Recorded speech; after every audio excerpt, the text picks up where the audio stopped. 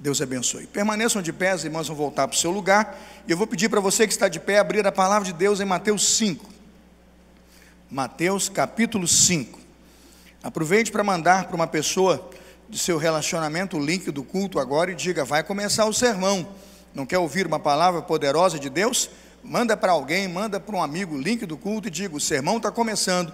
Será muito precioso se você decidir ouvir a voz de Deus e a palavra do Senhor. O sermão de hoje tem por título: a igreja, sua capacidade de ação e transformação.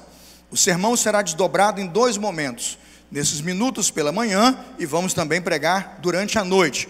O sermão ele tem 4 aspectos que eu quero destacar para os irmãos sobre como uma igreja pode e deve ser um agente de transformação, um agente de ação e transformação poderoso.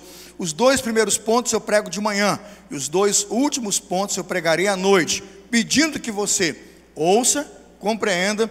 Os que estão aqui e não puderem voltar à noite, terminem de ver em casa e entendam a igreja, sua capacidade de ação e transformação. Essa é a nossa vocação maior. Vamos ler então Mateus 5, de 13 a 16. Eu vou ler no telão, acompanhando com a minha Bíblia aberta para ajudar o pessoal que está em casa. Vós sois o sal da terra. Ora, se o sal vier a ser insípido, como lhe restaurar o sabor?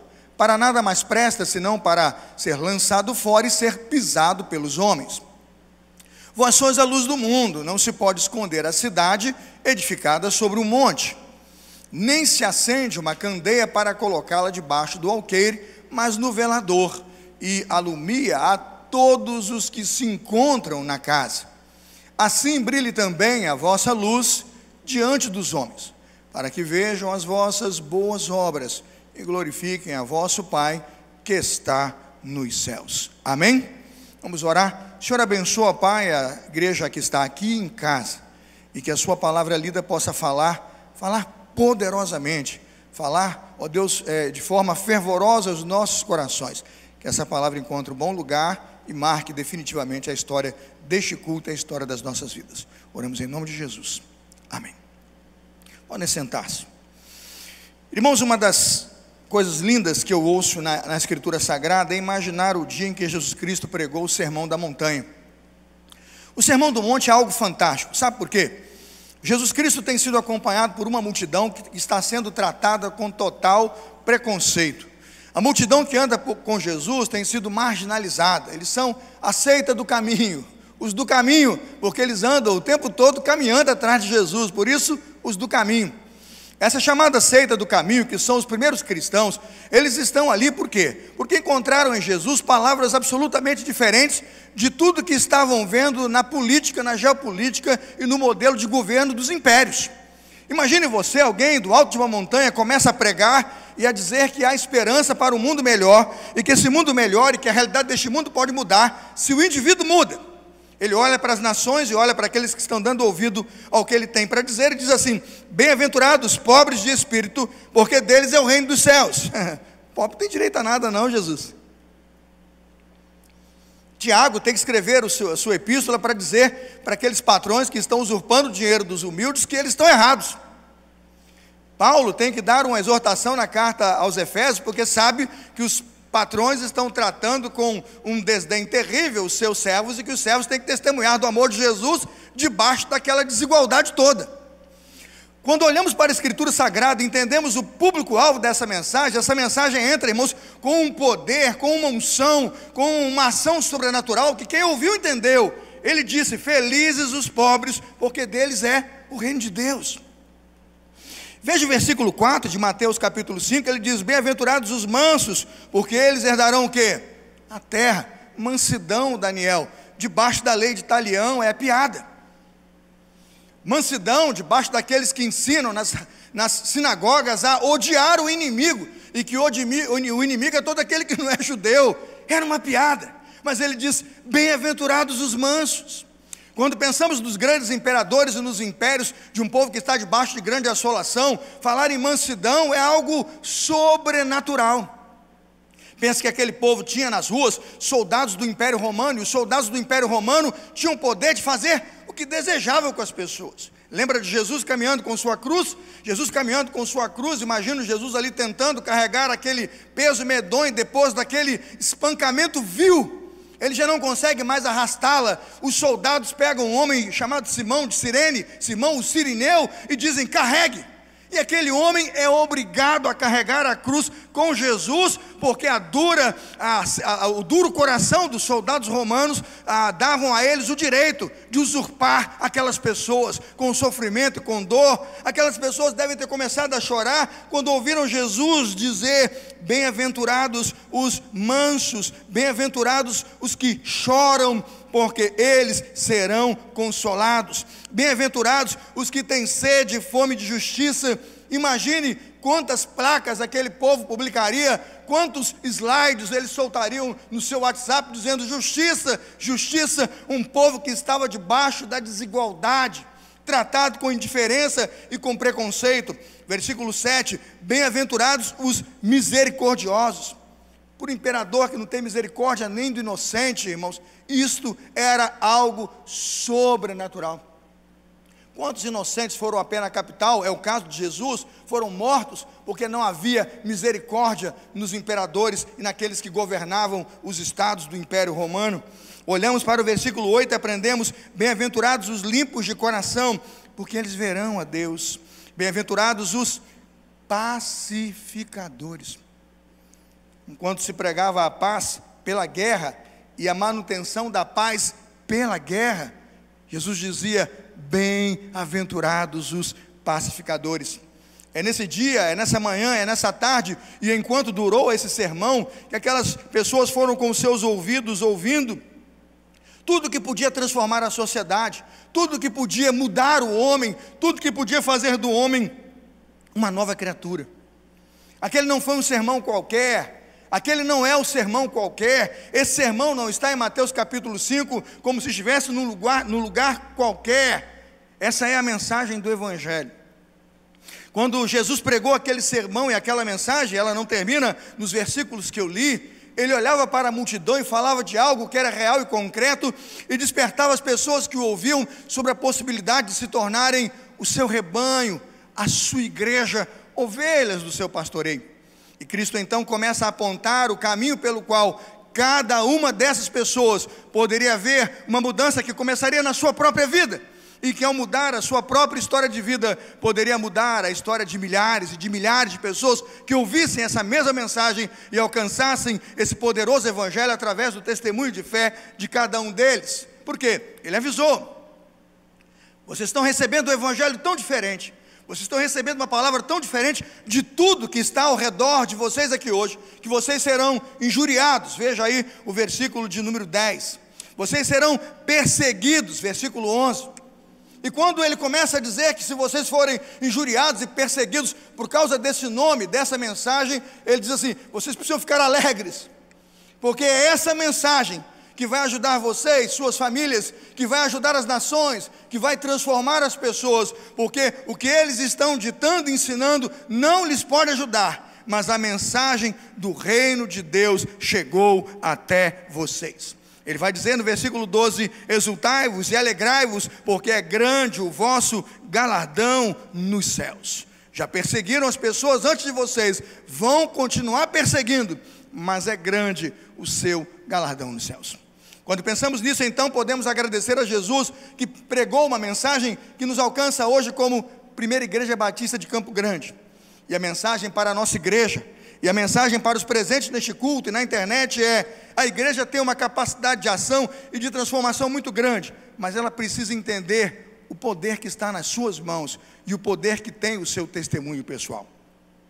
O primeiro ponto dessa mensagem diz que a igreja é vocacionada por Deus para transformar o mundo, para fazer diferença nele, quando ela decidir ser de fato o que ela foi chamada para ser: sal da terra e luz do mundo. Sal da terra e luz do mundo. Repita comigo: sal da terra e luz do mundo.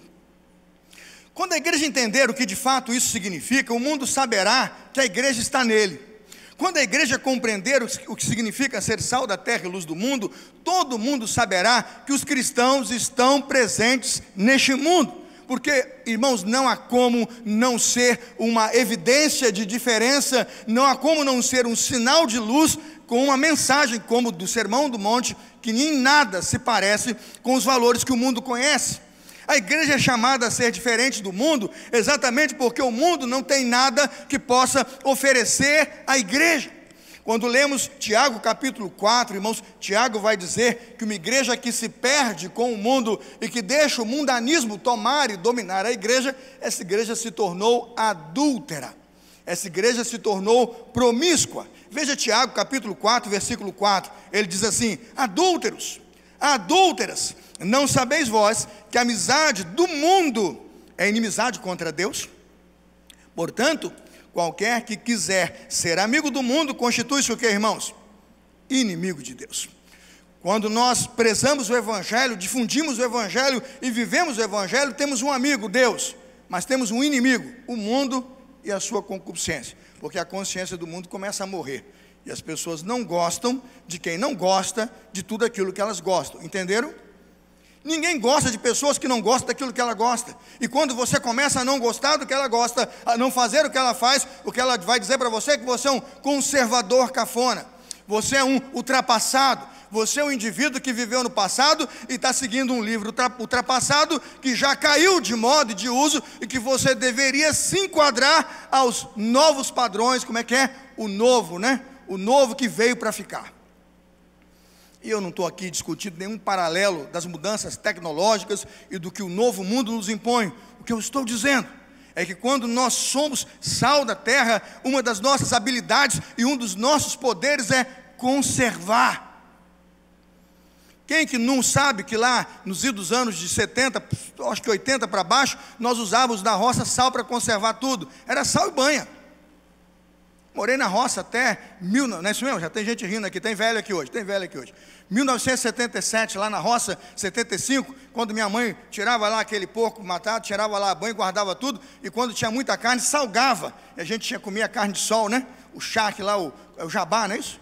É o jabá com girimum, a carne seca com abóbora, é a carne salgada.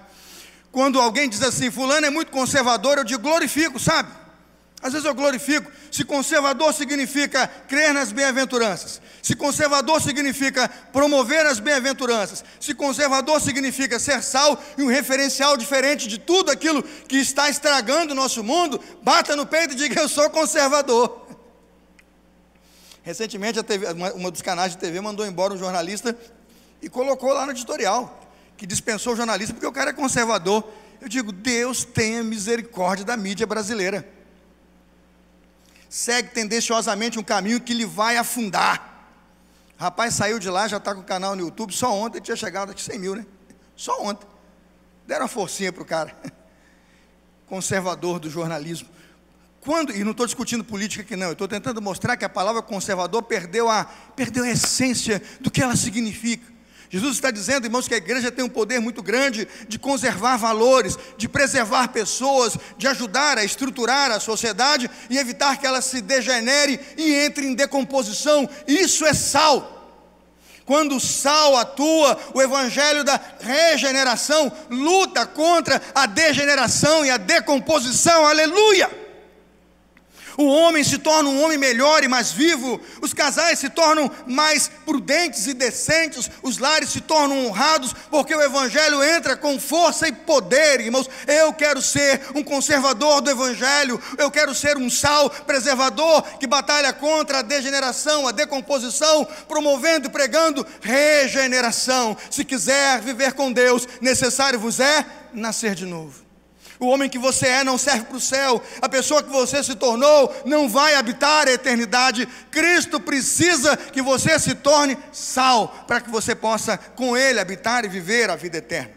Quando a palavra de Deus nos diz, por exemplo, na epístola de João, 1 João capítulo 2, versículos 15 a 17, dê uma olhada nos ensinos da igreja hoje. 1 João 2, 15 a 17, não ameis o mundo, nem o que no mundo há. Se alguém ama o mundo, o amor do Pai não está nele. Vou repetir. Se alguém ama o mundo, o amor do Pai não está nele. Porque tudo que há no mundo, a concupiscência da carne, a concupiscência dos olhos, a soberba da vida não é do Pai, mas do mundo.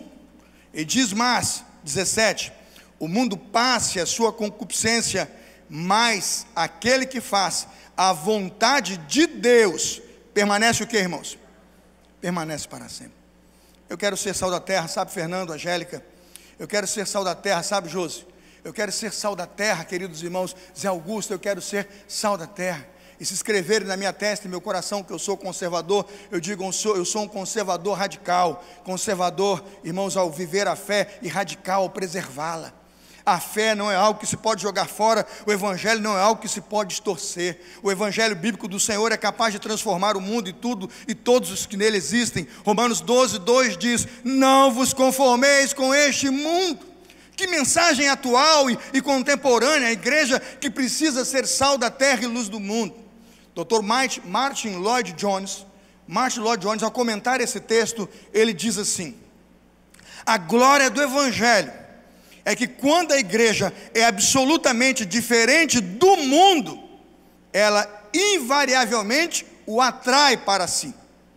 Atrai o mundo para olhar para a igreja e chama a atenção do mundo para a igreja que se tornou luz. Mas ela diz assim, é então que o mundo se sente inclinado a ouvir a sua mensagem, ainda que, num primeiro momento, ele não goste dela. Eu não conheço uma pessoa que se converteu de verdade, que de primeiro olhar gostou da mensagem do Evangelho. É duro, irmãos, ouvir o Evangelho. É duro ouvir o Evangelho. Porque o Evangelho faz aflorar o homem ruim que eu sou, não é verdade? O Evangelho faz desmontar toda aquela minha categoria de bom sujeito, né? De bom sujeito, né, Rodrigo? Um dia a casa caiu. Tiraram os alicerces, Rodrigo, e você descobriu, eu não sou um bom sujeito, eu não sou uma boa pessoa, eu quero que minha vida dê certo. E quando foi que Deus tirou o alicerce, tirou o tapete e disse, agora que você está desmontado, eu faço de você um novo homem. Agora que você é um vaso torto, que eu estou quebrando, eu faço de você um novo vaso. Essa é a mensagem do Evangelho. O Dr. Martin Lloyd Jones está dizendo é que você pode ser perseguido e afrontado, porque o que você diz dói, mas o que dói é o que cura. Eu não estou dizendo que metiolate bom é metiolate que arde, a mídia já tirou isso aí da cabeça, eu não estou dizendo isso, mas o que eu estou dizendo é que o que é bom, irmãos, às vezes dói mesmo. Às vezes dói mesmo, porque mexe conosco, mexe com nossas compreensões, mexe com nossa visão de mundo, muda quem nós somos. Quando olho para esse texto, agradeço a Deus porque sou sal da terra. Sal da terra coíbe decomposição, sal da terra preserva e livra da corrupção. Dr. Helmut Tielik diz o seguinte, a qualidade mais incisiva do sal é que ele é ardido. É isso mesmo. Irmãos, um dia eu peguei café, botei café lá em casa, faz café sem açúcar. Eu estava tão, irmãos, tão corrido, tão apressado, eu tinha que estar no sepultamento, acho que 7h30, 8 horas. Era longe, irmão, era outra cidade o sepultamento. E eu peguei lá o café, botei na coisa, peguei sal, irmãos. Taquei uma colher de sal no café e bate o café. Peguei leite e bati, quando tomei, quase vomitei. Trouxe ardido, irmãos. Eu falei, onde está a água cabeça? Aí tive que levar uma garrafa de água e tomando água pelo caminho, para poder purificar o sal que tinha queimado as entranhas do pastor no café da manhã, em que eu absolutamente perturbado com a correria, botei sal no meu café. Mas o sal tem essa força, essa marca e essa característica. Tem gente, Fernando, que quer ser o potinho de mel. Tem igreja potinho de mel hoje, sabe? Tem, irmãos. Você vai ouvir o sermão do cara na TV, você pensa que ele é uma abelhinha. É doce. E eu não estou dizendo assim, com qualquer preconceito sobre o estilo de voz, ou sobre a personalidade. Eu estou dizendo sobre o pouco ou nenhum conteúdo do Evangelho na mensagem. É um potinho de mel. Está passando melzinho na boca das pessoas, está bajulando o ego delas. Quando Cristo disse, se seu ego não morrer, não vai nascer de novo. Paulo disse, vivo não, mas eu. Isso é morrer o ego, irmãos. E quando eu olho para essa mensagem de Jesus, eu digo, eu louvo a Deus, porque nós somos sal da terra e luz do mundo. Nós somos um saleiro, né, Daniel? A gente não é um potinho de mel, não. Quando alguém falar para você que você tem esse jeito seu, eu não sou um potinho de mel, não, irmão. Eu sou saleiro. Eu falo a mensagem do Evangelho, eu distribuo a verdade do Evangelho, eu anuncio o amor de Jesus, que pede que você se arrependa. O Evangelho é, Rodrigo, nós pregamos lá em cima, né? Que todos os homens se arrependam. Ao anunciar hoje a mensagem do Evangelho, diga você, igreja, que continue pregando a verdade de Jesus e a verdade do Evangelho, porque é o sal que evita a degeneração, que evita a decomposição, mas é a igreja sal que provoca sede, aleluia, e que traz regeneração social. Segundo lugar e último lugar, no segundo ponto desta manhã, os outros dois eu prego à noite: quem viver verá, e quem vier ouvirá. Mas o segundo ponto da mensagem desta manhã, se o primeiro é a nossa vocação, e a igreja tem uma vocação, é ser sal da terra e luz do mundo, o segundo ponto é quando a igreja deixa de ser um agente de transformação. Corrupção, decomposição, degeneração, degradação são inevitáveis. O camarada disse assim: pastor, por que o nível de corrupção está tão alto? Porque não há evangelho e não há cristianismo na vida dessas pessoas. Nem estou dizendo que a igreja não está pregando, eu acredito que a igreja está pregando. E tem gente que é sem vergonha, porque é sem vergonha mesmo. Adão e Eva tinham opção, eles comeram porque quiseram. Comeram porque quiseram. Então não venha dizer que a igreja está vivendo um evangelho fraco, ou está dando mau testemunho, ou não está dando testemunho, e por isso lá, esse sujeito aí tem uma mala cheia de dinheiro desviado da saúde na casa dele. Misericórdia! Quantas vezes você deve ter ouvido da verdade do evangelho? Quantas vezes já falamos que está na Bíblia, qualquer um sabe os mandamentos, não sabe? Não adulterarás, não matarás, não é isso mesmo? Não furtarás, não está lá? Mas quantas vezes as pessoas escolhem o seu caminho de degeneração e de corrupção? Irmãos, vão colher o que estão plantando. Aquilo que o homem semear, isso também o que, irmãos? Ceifará. O evangelho anuncia que quando a igreja hoje deixa de ser um agente de transformação, e quando ela não vive esse evangelho transformador, irmãos, os problemas começam a aumentar, porque a igreja passa também a não viver o evangelho como precisa. Quando que a igreja perde o seu poder de viver o evangelho? Quando a ênfase da sua mensagem está voltada para comportamento e não para a transformação de vida, para a mudança de vida, para a regeneração. Regeneração não é só mudar o comportamento, não, irmãos, é mudar a pessoa. Tem gente que prega o behaviorismo, né? Ensina o Watson para as pessoas. Se você mudar o seu jeito de ser, você é uma nova pessoa. Não é isso não. É nascer de novo. É ser gerado de novo em Deus. Quantas igrejas hoje pregam comportamento, achando que o comportamento é a transformação de vida? Aí tem igreja que proíbe pintar o cabelo. Aí tem igreja que proíbe ir à praia. Tem igreja que proíbe usar brinco. Tem igreja que proíbe. É tanta proibição que o povo não sabe nem como que vai ser crente. Isso é comportamento. O comportamento de um crente é regulado única e exclusivamente pela palavra de Deus e pela presença e pela pessoa do seu Santo Espírito. E o homem vai mudar, ele vai mudar e vai ser transformado quando o Espírito Santo de Deus nele está. Pastor, mas ele muda? Muda. Mas ele muda a partir das obras que o Espírito fez, sabe, queridos, de dentro para fora. Quando o Espírito Santo transforma uma pessoa do seu interior para fora, o nosso evangelho não é uma ideia de propor, não jogue futebol, não vá ao cinema, não vá ao shopping, o não, daquilo que não pode fazer, que prova que você é crente. Não é isso não. É aquilo que você vive, é aquilo que você faz, é aquilo que você é, e as pessoas olham e dizem: aquele vive tudo e faz tudo para a glória de Deus, para a glória do Senhor. Quando a igreja perde o seu poder de ser um agente de transformação, quando confunde, irmãos, cristianismo com filosofias e platonismo, que tem de filósofo no púlpito hoje é uma coisa doida, sabe? Os púlpitos estão sendo ocupados, e louvo a Deus porque tem intelectuais na fé, eu louvo a Deus por isso, eu acho que o pastor tem que ser muito preparado, mas o pastor não é um filósofo, não deve pregar filosofia no púlpito. Nós pregamos o evangelho. Quando confundimos o cristianismo com o platonismo, irmãos, temos a ideia de divorciar então o espiritual do material. Quem era Platão? Platão dizia que o mundo real era o mundo das ideias. Quando Platão dizia que o mundo ideal era o mundo das ideias, ele dizia que o corpo era apenas uma prisão da alma, e só a alma interessava. Em cima disso você tem ascetismo, licenciosidade. Foi essa visão terrível que gerou o gnosticismo, que João combateu em João capítulo 1, 2, 3 e 4. Ele escreve o livro para combater o gnosticismo. Essa visão produz o que chamamos do desastrado pietismo do século 17. Nós não somos assim, nós não separamos a nossa ideia de que podemos adorar aqui e ali não, e que as coisas que fazemos aqui não têm a ver com as coisas que estão lá fora. Isso não é evangelho. O evangelho nós vivemos aqui dentro, vivemos o que, irmãos? Lá fora. O que eu faço com o meu corpo e as coisas que eu jogo contra o meu corpo dizem também muito de quem eu sou no evangelho. Ou não sabeis vós que o vosso corpo é o templo do Espírito Santo? A igreja perde seu poder quando confunde, irmãos, o peixe com o aquário.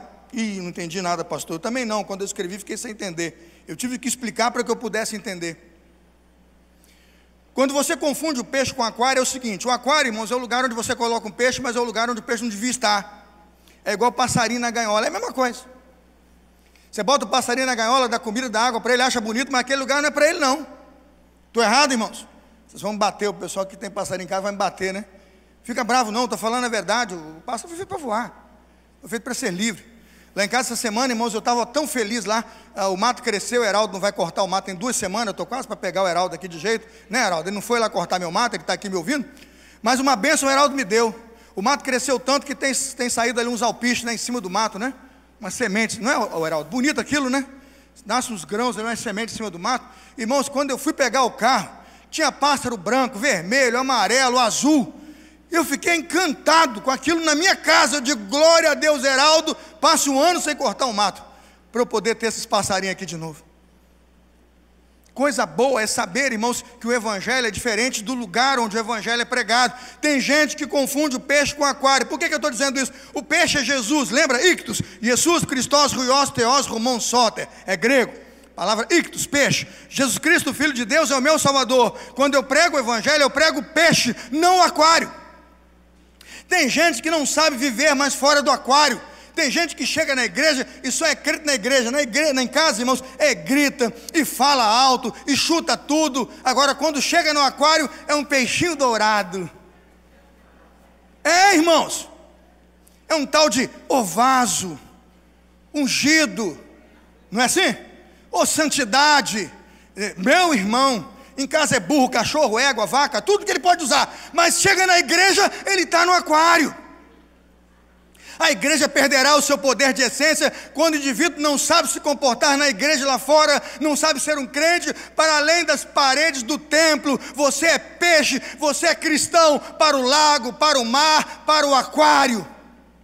Quando olho para a mensagem do evangelho de Jesus, sinto falta, irmãos, de uma igreja que percebe e sabe a diferença de ser crente fora do templo. Ao atender no gabinete, tem pai e mãe que chega e fala, ora, pastor, ora por mim. Filho ou mãe, por quê? Pastor, dá um jeito de fazer atividade na igreja de segunda a domingo, porque aqui na igreja meu marido é uma bênção. Imagina que eu gosto muito de ouvir um negócio desse, né? A mulher quer que o marido venha com ela e o filho para a igreja, para ficar quase querendo fazer uma cama no santuário, porque aqui o marido é crente. Se nós confundimos, irmãos, o peixe com o aquário, e nós não difundimos o evangelho para fora, esse evangelho não é sal da terra, não é luz do mundo. Quantos confundem cristianismo com misticismo? Irmãos, é um tal de correr atrás de misticismo, como se misticismo fosse cristianismo. Vai ter um caindo ali, todo mundo corre para ver. Vai desabar os 10 ali naquele sermão, todo mundo corre para assistir. Tem uma água que vai flutuar, todo mundo vai. Tem uma água que vai acender, que vai cair, tem um fogo que vai descer, tem um fogo que vai subir, o povo corre. Promovidos pelos sinais e maravilhas, esses templos enchem. Mas as pessoas estão vazias, porque elas não foram tocadas sobre o natural. Estou falando só do sobrenatural, sobre o natural de Deus. Orar e agradecer o pão de cada dia. Orar e agradecer o copo de água que bebe. Orar e agradecer o filho que tem, a casa que tem. O sol que nasce sobre justos e injustos. Aquilo que é natural já perdeu lugar. Eu lembro que pregando o sermão aqui na igreja, eu colocava sobre o milagre da multiplicação dos pães e dos peixes, que Jesus faz o que quer quando Ele quer. Amém, irmãos? Me perguntaram, pastor, o senhor crê que Jesus pegou aqueles 5 pães e 2 peixes e Ele sobrenaturalmente multiplicou e distribuiu aquilo para a multidão? Eu falei, eu creio. Deus faz o que Ele quiser, quando Ele quiser, onde Ele quiser, para alimentar quem Ele quiser. Eu creio, sabe, Rodrigo? Eu creio, sabe, queridos? Eu creio, Alexandre, eu creio, Elisângela, que Deus pode pegar 5 pães e 2 peixes e multiplicar com sobrenaturalidade e alimentar uma multidão. Mas eu disse, esse milagre Deus faz com facilidade, porque Ele tem poder. Agora eu queria dizer uma coisa para você. Eu creio que ao Espírito Santo interessava que todas as pessoas que tinham pão e peixe como aquele menino, porque se aquele menino tinha pão e peixe, aquele menino não era mais inteligente do que todo mundo, aquele menino não era mais sabido do que todo mundo, aquele menino não era o único precavido naquela multidão. Eu disse que o milagre mais difícil para mim é acreditar que a mensagem de Jesus, que a vida de Jesus convenceu aqueles que tal aquele menino estavam lá com o seu fardo escondido, querendo comida para si e escondendo o ouro, como o menino também tinha escondido. Mas quando o menino deu, todo mundo olhou para o gesto puro daquele menino e se converteu numa mudança de comportamento. E todo mundo abriu a sua mochila, e todo mundo abriu o seu cesto, porque a mensagem mudou o seu coração, mudou a sua essência. Eu disse, meus irmãos, essa mensagem é muito mais difícil. Esse milagre é muito maior, porque tem que mexer com a sua vontade, com você, seu cabeça dura, com você, seu coração duro. Como disse Moisés, o homem se divorcia por causa da dureza do seu coração. Mas quando o coração se amoleceu, o milagre da multiplicação, aleluia. Foi eu pregar isso aqui, desci na porta, irmãos, tinha uns 10 irmãos, foi aqui na igreja, em cima de mim. O senhor pregou contra milagres, eu falei, preguei a favor. E até hoje eu colho os frutos desses irmãos no corredor, me abordando e dizendo, aquele sermão não deu para engolir. Eu falei, eu não modifiquei o milagre, Deus fez o que Ele quer fazer. Lá você pergunta para Ele, o que eu estou dizendo é que se o milagre foi de um jeito ou do outro, eu digo, o mais difícil é mudar o coração do homem, porque aquilo que só depende de Deus Ele faz, mas o problema é aquilo que depende do homem. Deus quer mais meninos, como aquele menino que se dói para alimentar multidões, não é isso, Lúcia? É isso que é o Evangelho. Quando tiramos a ideia do misticismo, todo mundo sai correndo. Mas tem milagres, irmãos, que são naturalmente muito difíceis, sobrenaturalmente quase que impossíveis de realizar, porque dependem que você mude o seu coração em Deus. A Bíblia fala, tem que tirar o coração de pedra e colocar um coração de carne. Eu vou terminar aqui, irmãos, e vou louvar a Deus, porque a nossa igreja tem sido despertada a não ser como as igrejas que perderam o seu poder de ser sal da terra e luz do mundo. Nosso templo, irmãos, fechou no dia 15 de março. Foi isso, 15 de março fechou. E ficamos vazios aqui. Mas foi aonde eu descobri que a nossa igreja sabe a diferença entre o templo e o templo. Quem está em casa vai entender o que eu estou dizendo. Quem viveu esses dias, né, Lúcia, de uma igreja fechada, descobriu que a nossa igreja sabe a diferença deste templo e deste templo que sou eu. Quando o templo físico fechou, os templos espirituais se abriram e o Evangelho chegou com força no nosso bairro. Aqui, irmãos, estava apagado, escuro. Abrimos para atender cesta básica, para pegar o carro para levar a irmã no hospital, para fazer alguma bondade. Mas isso aqui estava apagado, não havia cultos, era só aqui no púlpito uma câmera e o pastor. Mas lá fora, irmãos, o Evangelho chegava. Quem ligava é socorrido, a cesta básica, a comida, o socorro, a roupa, a visita, o funeral, a libertação, a oração, o aconselhamento virtual, porque o povo descobriu a diferença entre o templo e o templo. Ele descobriu o que é fazer boas obras, ele descobriu o que é viver e ser sal da terra e luz do mundo. Fique de pé, querido, em nome de Jesus, e vamos juntos, você que está em casa e aqui, ler comigo Mateus 5, pode botar para mim, queridos, Mateus 5, de 15 a 16, eu quero terminar essa mensagem convidando você para o terceiro ponto e quarto ponto dessa mensagem, não falte à noite. Eu tenho mais 2 recados, e eles são muito mais altos, muito mais difíceis, mas obviamente muito poderosos para você. Eu queria que você terminasse esse sermão lendo comigo Mateus 5, a partir do verso 15 e 16, e você vai entender por que é que Deus nos chamou, Lúcia, e por que esse mês é tão importante na vida da igreja. O mês mais importante é março, missões. Será? O mês mais importante é abril, o estudo bíblico. Será? O mês mais importante é maio, famílias. Será? O mês mais importante é junho, mês do pastor, ele cuida da igreja. Será? O mês mais importante é julho, ação social. Será? Ou será que todos os meses, tudo que fazemos é para expressar o Evangelho e mostrar quem a igreja é? Vamos ler juntos, vocês que estão aqui comigo, vamos juntos? Todos, 15 e 16, todos juntos. Não se acende uma candeia para colocá-la debaixo do alqueire, mas no velador, e alumia todos os que se encontram na casa. Assim brilhe também a vossa luz diante dos homens, para que vejam.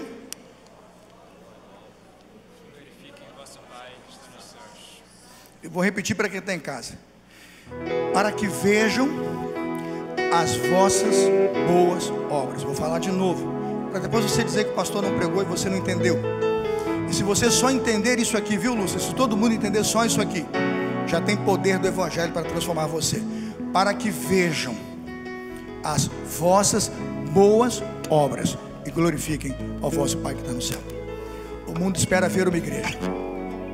O mundo espera ver uma igreja, ver um cristão, sal da terra e luz do mundo.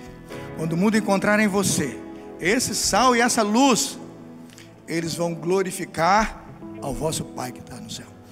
Vamos ser, irmãos, uma igreja cheia de amor, cheia de caridade, cheia de boas obras, cheia de ação social, cheia de vida, poderosa na mensagem, na verdade do Evangelho, pregando sal que arde, sal que queima, que conserva, que purifica, sendo luz que dissipa todas as trevas, e o mundo saberá que pode glorificar a Deus o Pai que está no céu.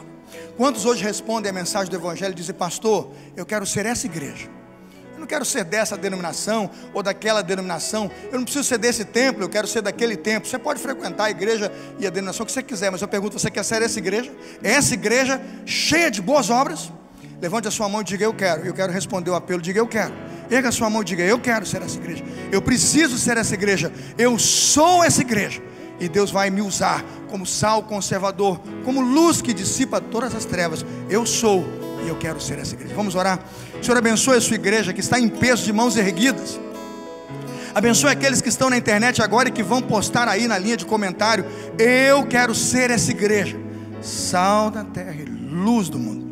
Que a mensagem pregada, que o evangelho anunciado por Jesus naquela montanha possa ter ecoado em nossos corações, e que a igreja viva para anunciar o poderoso evangelho do Senhor Jesus.